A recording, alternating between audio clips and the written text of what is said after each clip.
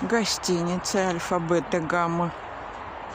А это Измайловский проспект. Измайловский проспект. На Измайловском проспекте высоковольтные. Вот такой красивый лес. Даже без листьев. Красивые деревья, статные.